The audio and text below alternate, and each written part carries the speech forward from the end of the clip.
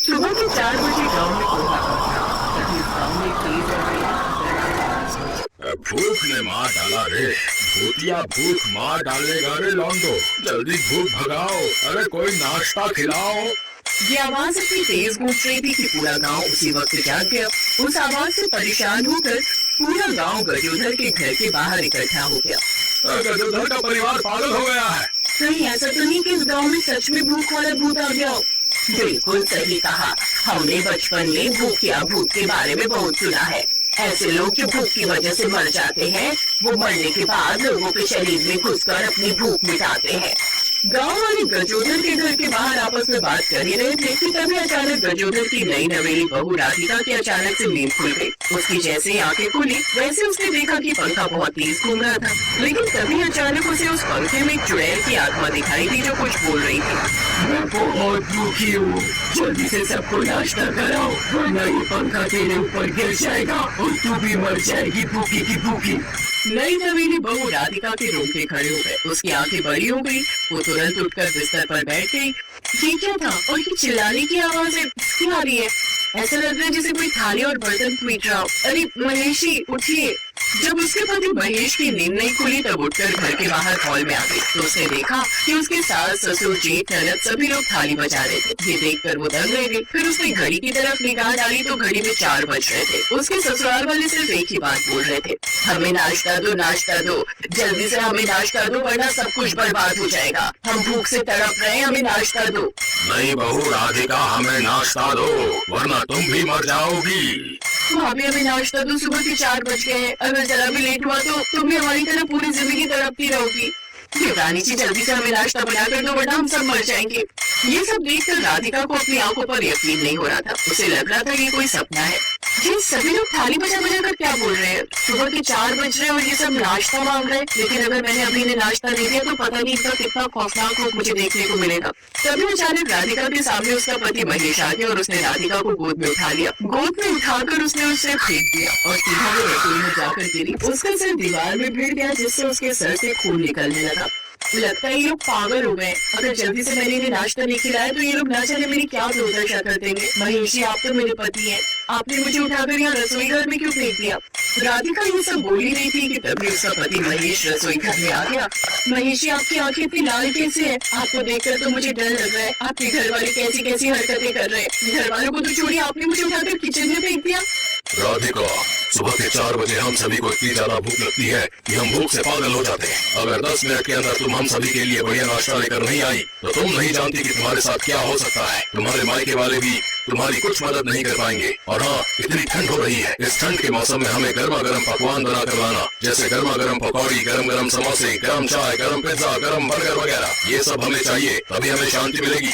उन सब की आवाज इतनी खतरनाक और इतनी डरा देने वाली थी कि राधिका को उस ठंड में भी गर्मी लगने लगी। लेकिन किसी तरह उसने खुद को संभाला और अपने पति महेश के गालों पर एक चुम्मा दिया ताकि मामला तो कुछ हल्का हो सके। चुम्मा देने के बाद उसने महेश से कहा, भगवान के लिए आप थोड़ी देर के लिए बाहर अपने परिवार वालों के साथ बैठिए और उनसे बोलिए कि वो थाली बजाना बंद करे। मैं थोड़ी देर में उन सबके लिए नाश्ता बनाकर लाती हूँ।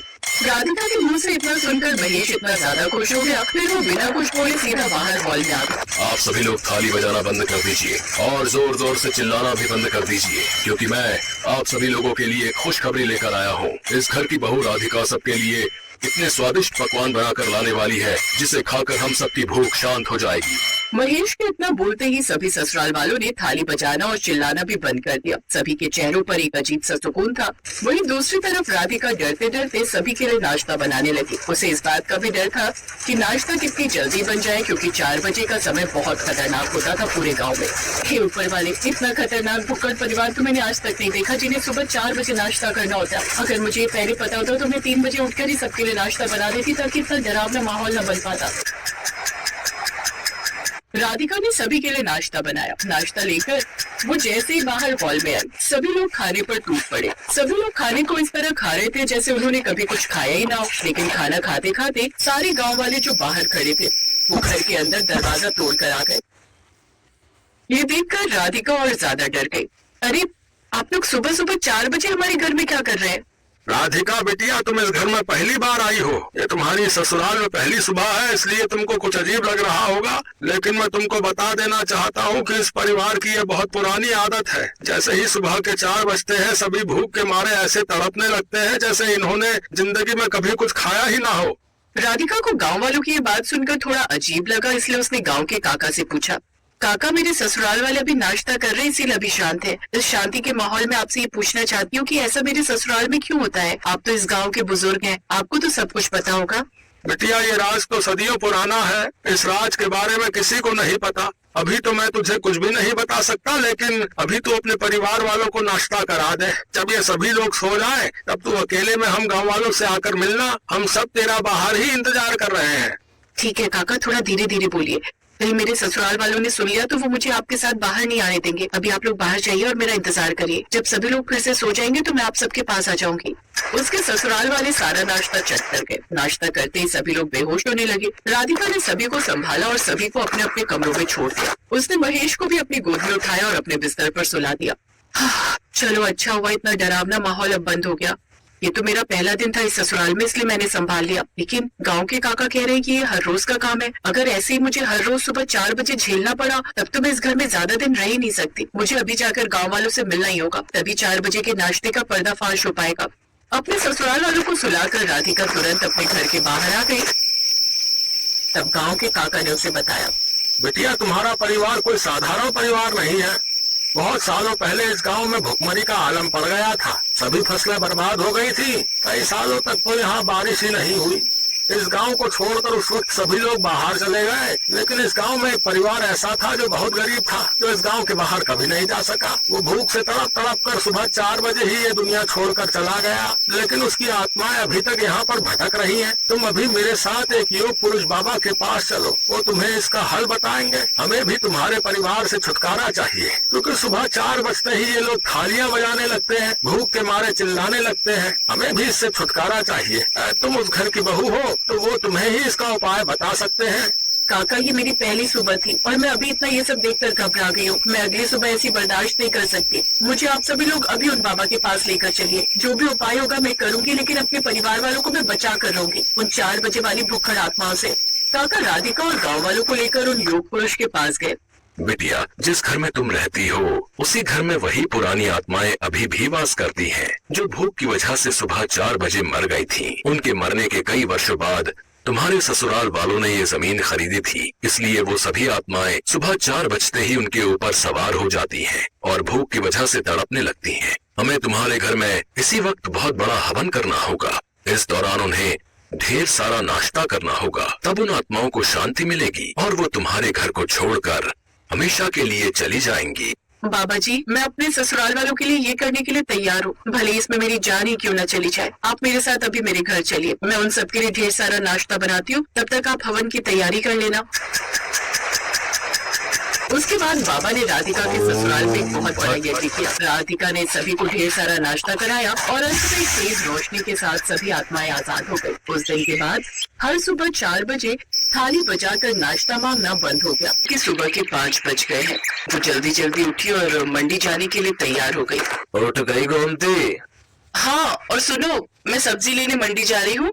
तुम ब्रेड और दूध बंटी को बोल देना, ले आएगा। चाय ब्रेड खाकर ही दवाई लेना। हाँ हाँ, ले लूंगा, तू भी ध्यान से जाना।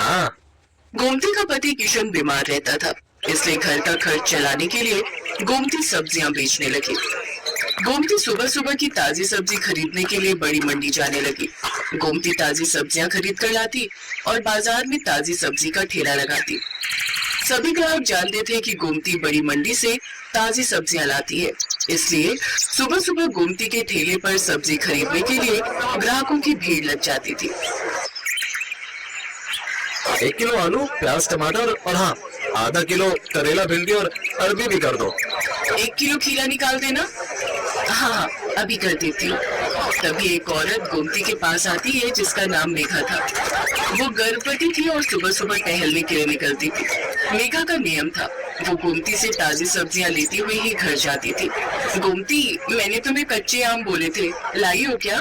हाँ हाँ मेघा दीदी, आपके कच्चे आम मैंने पहले ही अलग ले लिए थे। ये देखो, ताजे ताजे कच्चे आम। अरे वाह, इन कच्चे आमों को देखकर तो मेरे मुंह में पानी आ रहा है। जैसे कुछ भी कहो, सुबह सुबह की ताजी सब्जी की सुगंध ही अलग होती है, जो पूरे बाजार में सिर्फ तुम्हारे ठेले पर ही मिलती है। मुझे लगता है तुम बहुत मेहनत से सुबह सुबह बड़ी मंडी से ताजी सब्जियां लाती हो। कितने बजे उठ जाती हो गोमती? मेघा दीदी रात को देर से सोती हो, और आप तो जानती ही हो बंटी के पापा की तबीयत ठीक नहीं रहती।